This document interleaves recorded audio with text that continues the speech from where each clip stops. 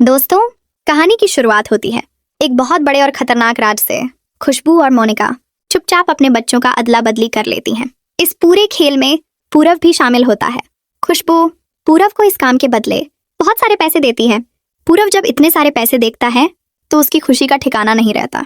वह मन ही मन सोचता है कि आज उसकी किस्मत खुल गई है।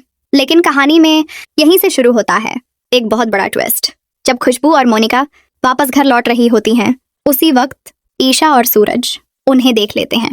सूरज की नजर सीधे पूरव के हाथ में ढेर सारे पैसों पर पड़ती है। ईशा को भी ये बात बहुत अजीब लगती है।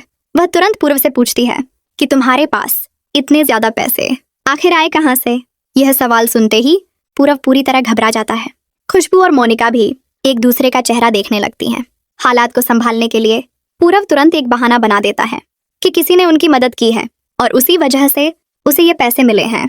ईशा को पूरव की बात पर पूरा भरोसा तो नहीं होता, लेकिन वह उस वक्त चुप रह जाती है। दूसरी तरफ जब बच्चा घर आ जाता है और घर के सभी लोग बच्चे को देखते हैं तो माहौल अचानक बदल जाता है। घर वाले आपस में धीरे धीरे बातें करने लगते हैं कि यह बच्चा ना तो मोनिका जैसा लगता है और ना ही पूरव जैसा। किसी को बच्चे का चेहरा अजीब लगता है तो किसी को उसकी आंखें। सब कहते हैं कि ऐसा लग रहा है जैसे यह बच्चा किसी और का हो। ये बातें सुनते ही मोनिका के होश उड़ जाते हैं। उसका दिल जोर जोर से धड़कने लगता है और उसे डर सताने लगता है कि कहीं उसका राज सबके सामने ना आ जाए। ईशा को पहले से ही शक था, लेकिन अब उसका शक और भी गहरा हो जाता है। वह बच्चे को ध्यान से देखती है और अचानक उसे एक बात याद आ जाती है। ईशा कहती है, जब मैंने बच्चे की तेल मालिश करवाई थी तो उसके बालों पर तेल साफ दिखाई दे रहा था, लेकिन अब उस बच्चे के बालों से तेल कहाँ गायब हो गया? ईशा दोबारा ध्यान से देखती है और जो वह देखती है वह उसे पूरी तरह हिला देता है। वही तेल खुशबू के बच्चे के बालों पर लगा हुआ होता है। अब ईशा को सब कुछ साफ दिखाई देने लगता है।